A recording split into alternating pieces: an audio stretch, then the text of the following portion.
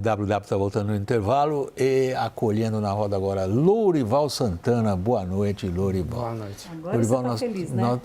Como timaço. Lourival, a gente está falando um bocado de política brasileira também, agora vamos misturar as coisas, tá? Antes a gente tem uma reportagem, vou apresentar a reportagem para vocês. Os presidentes Lula e Donald Trump realizaram uma longa reunião em Washington e ocorreu nesta quinta-feira, fartamente noticiado.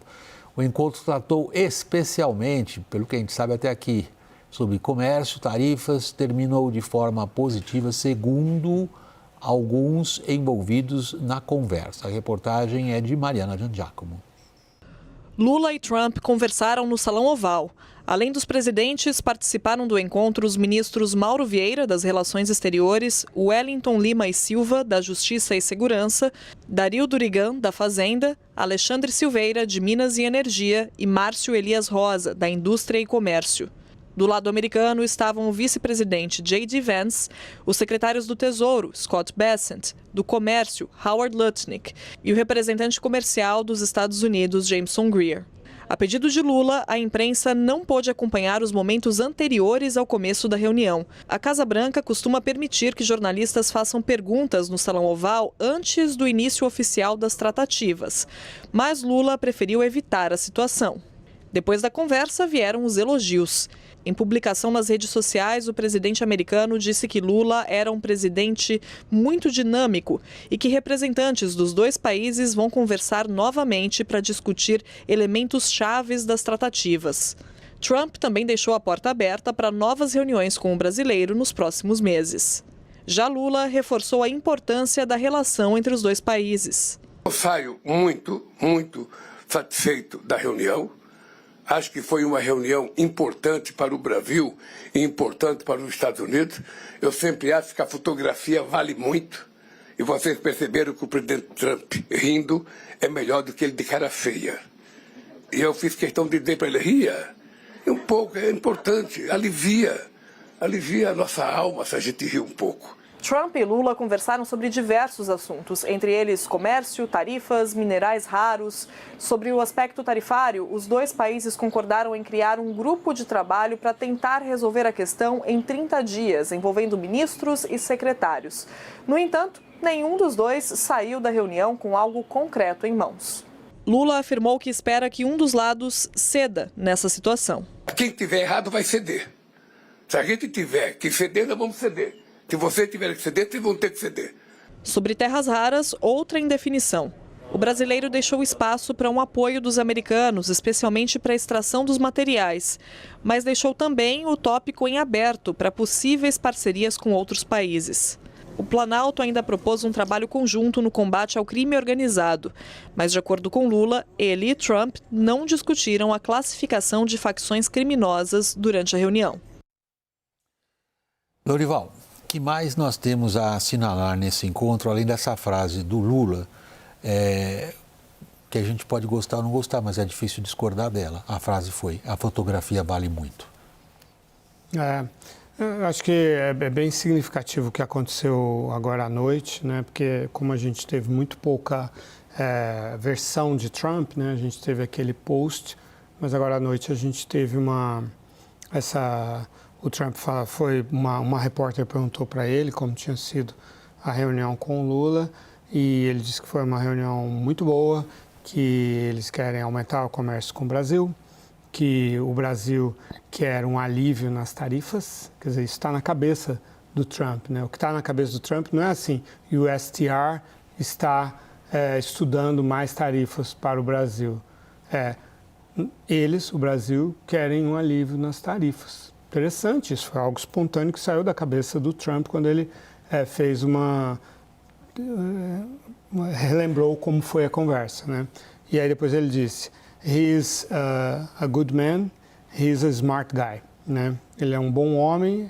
Aí eu nem sei, né, Christopher, é difícil traduzir smart, seria inteligente, seria esperto, seria as duas coisas, né? O que você acha, Christopher, nesse caso, contexto? É uma mistura dos dois, mas mais para inteligente do que esperto, eu diria. Tá, não é malandro, é inteligente, um cara inteligente. Um cara inteligente e tal, né? Então, isso mostra que realmente todo esse retrato, né, que as fontes brasileiras estão dando de que foi um encontro bom, e também as outras evidências que a gente vê de que foi um encontro longo, de que houve o almoço, poderia ter sido cancelado o almoço se o encontro estivesse ruim, de que foi um encontro longo em que o Trump não tinha colocado um hard stop, quer dizer, não tinha uma reunião, um compromisso que ele era obrigado a sair. Então, isso demonstra que ele já planejou algo que ele pudesse ir ficando se ele estivesse gostando, e ele foi ficando porque ele estava gostando. Ninguém obriga um presidente americano, ainda mais na casa dele, a ficar numa conversa que não está boa. E a gente tem vários exemplos de conversas que foram interrompidas com presidentes, com primeiros ministros, quando não estava indo bem. Então, diante de tudo isso, acho que a gente pode afirmar com um relativo grau de segurança que foi uma boa reunião. A gente vai pegar os aspectos políticos e eleitorais no Brasil em função dessa reunião também, Cris. Mas antes eu queria aproveitar para a gente olhar um pouco especificamente essa conversa. Por exemplo, vocês da Eurásia vieram a público agora há poucas horas atrás, dizendo, bom, pode ser que não tenha havido nada extraordinariamente substancial, mas há uma perspectiva de algum tipo de entendimento, por exemplo, em tarifas? Eu acho que sim. A gente tem que reconhecer a dinâmica da Casa Branca e também do Departamento de Estado. Eu acho que também o Lorival tem relatado isso na cobertura dele. Nós temos um presidente Trump que, no fundo, puxou o tapete dos assessores mais ideólogos ao redor dele, particularmente no Departamento de Estado, que estavam querendo uma postura mais belicosa com o Brasil. Ele ficou frustrado com a política de sanções e tarifas do ano passado, então ele fez um reviravolta na relação com o Brasil. Houve, de fato, empatia e simpatia entre os dois presidentes, quando se encontraram pessoalmente, quando conversaram no telefone também, em janeiro. Então, essa empatia é real. Quando o presidente Trump estava focado no Oriente Médio, esses ideólogos com uma visão mais anti-Brasil, por razões políticas, estavam ocupando espaço e tentando dominar a relação bilateral. Então, na medida que você não tem uma interlocução entre os dois presidentes, a tendência é para a relação bilateral se deteriorar. E num contexto de deterioração da relação bilateral, e tem uma investigação do 301, que é a maneira com qual o governo americano vai tentar reconstruir a sua barreira tarifária depois da derrota da Suprema Corte americana contra o instrumento utilizado para encaminhar as tarifas, a tendência seria para tentar voltar para um patamar de tarifas que houve antes que a Suprema Corte derrubou a IPA no mês de fevereiro. Quando você tem os dois presidentes se reunindo e você volta a essa conexão e você cria um ambiente, pelo menos, de promessa de negociação futura, na nossa avaliação, o risco associado ao USTR, através de suas investigações 301, sair com tarifas mais onerosas cai um pouco. Eu ainda acho que vem uma tarifa, porque, no fundo, o Brasil e os Estados Unidos não negociaram um acordo comercial. Então, se os Estados Unidos vai colocar uma tarifa de 15% sobre a União Europeia, depois da União Europeia negociar várias concessões de negócio com os Estados Unidos, o Brasil vai receber uma tarifa menor ou equivalente, sem dar nenhumas concessões práticas na relação bilateral de comércio. Eu acho improvável. Mas, por isso que eu digo que a conexão entre os dois presidentes, uma reunião boa, um clima mais ameno, ajuda em tudo. Ajuda na relação de tarifa, ajuda na possibilidade do governo americano denominar PCC e CV como grupo terrorista, porque você tem os dois presidentes conversando. Algumas estimativas, por exemplo, da Eurásia, Daniel, são de que o Brasil vai ficar na faixa entre 25% e 30% de tarifas. O Planalto está preparado para isso? Então, William, acho que tem duas vertentes a reunião de hoje. Para o Lula candidato, foi uma excelente reunião. Para o Lula presidente, que negocia tarifas, foi relativamente indiferente. Para o Lula candidato, e a gente nunca pode perder de foco, o real motivo dessa visita e da tentativa de uma aproximação, tem duas preocupações dentro dessa preocupação Lula candidato. Uma é o temor de algum tipo de interferência do governo americano nas eleições no Brasil.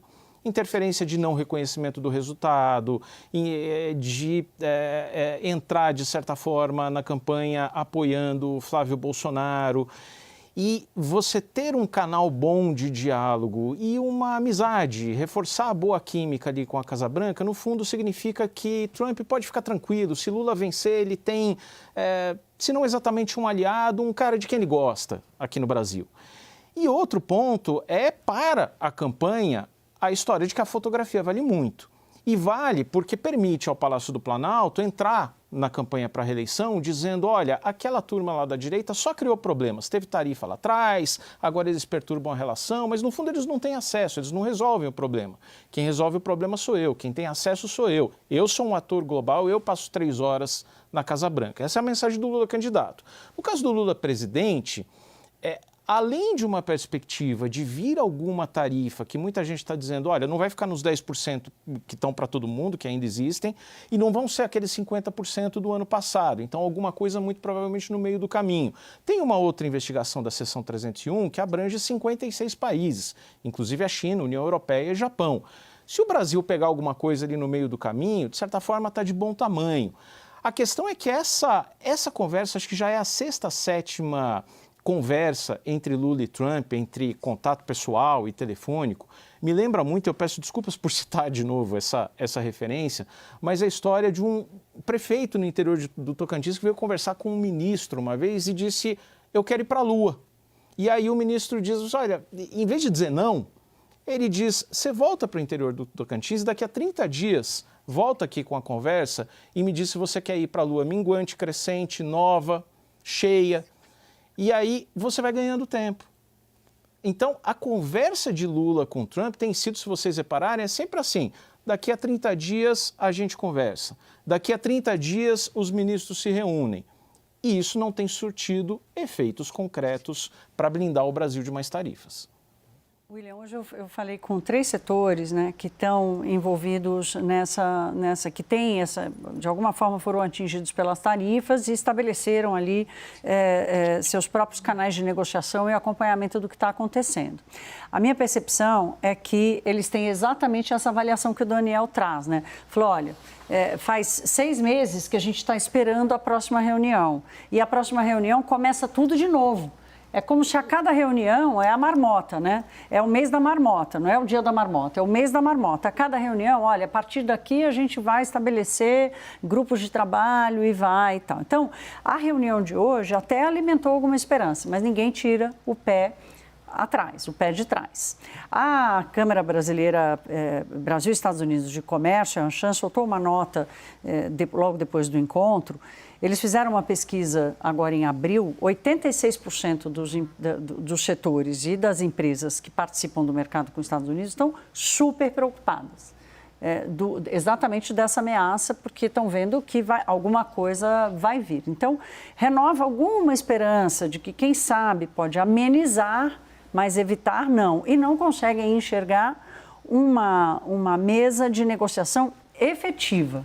Esse é um ponto importante que você está trazendo para nós, porque ao que se sabe até aqui, não houve nenhum tipo do que é tradicional em encontros de chefe de Estado e de governo, não importa nem se é Brasil ou Estados Unidos, em geral acontece isso. Tem equipes técnicas e equipes diplomáticas que preparam uma série, no mínimo, uma série de documentos importantes e, se for o caso de um entendimento em qualquer esfera, em qualquer delas, eles organizam aquilo tudo, porque aí os presidentes vão simplesmente... Uma espécie de protocolo? Não, os presidentes simplesmente vão anunciar alguma coisa que foi preparada de antemão. Não houve isso, pelo que a gente sabe. Não houve esse tipo de preparação detalhada, focada nessa ou naquela questão específica. Ou seja, na prática, a gente não está vendo negociações acontecerem. Há algo que faça agora acreditar que elas de fato ocorrerão? Olha, na véspera, né, desse encontro, o que a comitiva dizia era de que o objetivo era sair com um processo, né? Esse é o termo que eles têm utilizado, um processo, e o processo saiu, é um processo de 30 dias. O alerta é que no encontro na Malásia... Supondo que os Estados Unidos topem, né? Sim, o problema é que no encontro da Malásia saiu um processo também que não avançou. Hoje foi anunciado um processo de 30 dias. Ninguém tinha expectativa de anunciar alguma coisa grande, porque não houve exatamente essa negociação prévia. Você tem a negociação prévia só para os presidentes anunciarem e finalizarem o que os negociadores fizeram. Como os negociadores não fizeram e não avançaram, não anunciaram nada. Mas a expectativa da diplomacia brasileira era um processo. E o processo está dado. Agora tem 30 dias. Né? Essa é a expectativa agora de tentar evoluir. O problema também é que os pontos são divergentes. A política do Brasil para minerais críticos não é a política que a Casa Branca quer que o Brasil tenha. E nem deveria ser, né? Somos soberanos nisso. Para Química Organizada, a mesma coisa. Para Etanol, a mesma coisa. Então, não tem... O acordo é difícil, porque um quer uma coisa, outro quer outra coisa. Agora, tem um processo dado, e o processo dado foi considerado atingido a meta da véspera da comitiva.